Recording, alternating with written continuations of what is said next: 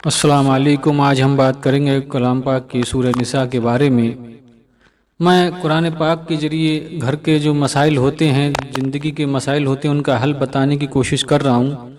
कुरान शरीफ की हर सूरह किसी न किसी ख़ास मकसद के लिए पढ़ी जाती है, तिलावत की जाती है और उसके तरीके अलग अलग होते हैं।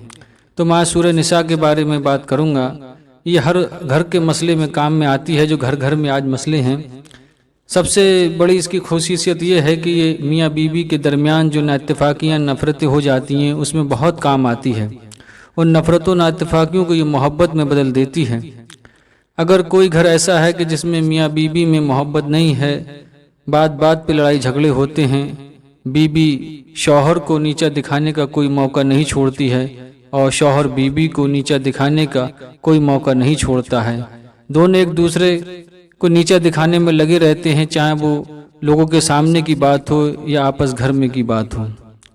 तो अगर किसी के घर में ऐसे मसाइल हैं कि मियाँ बीवी में बिल्कुल नहीं बन रही है, खटपट लगी रहती है उनमें, तो आप सूरह निसा के तरफ रुख करिए अपना।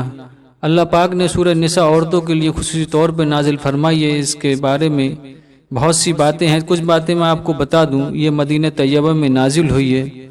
इसमें 170 आयतें और 3045 कलमे हैं और 16,030 हरूफ हैं।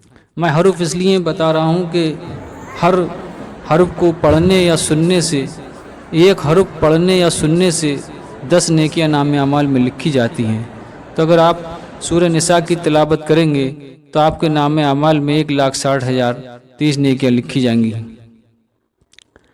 तो आपने देखा कि ये कितनी बाबरकत सूरत है। कलाम पाक का कोई भी हरफ आप पढ़ेंगे तो 10 नेकियां आपके नामाल में लिखती जाएंगी। तो मैं आपको अब वो तरीका बता रहा हूँ कि अगर आपके घर में लड़ाई झगड़े रहते हैं, ख़ास तौर पे शौहर और बीवी के मसाइल के बारे में है ये। अगर शौहर बीवी से नफ़रत करता है या बीवी शौहर से नफ़रत करती है तो आपको नाउम्मीद होने की या मायूस होने की ज़रूरत नहीं है। आप इस सूरह को पढ़िए और आपके घर में फिर से मोहब्बतों की बारिश होने लगेगी। तो आप ध्यान से इसका तरीका सुनिए।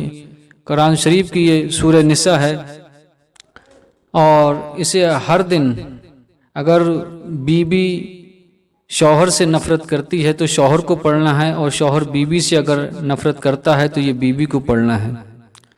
तो अगर किसी का शौहर उससे मोहब्बत नहीं करता है, उससे लड़ता झगड़ता रहता है, तो उस बीवी को चाहिए कि 7 बार इस सूरह को पढ़े। वो अपनी सहूलियत के हिसाब से रोज़ाना टाइम मुकर्रर कर लें, सुबह में, दोपहर या शाम, किसी भी वक्त पढ़ सकते हैं। इसमें वक्त की कैद नहीं है।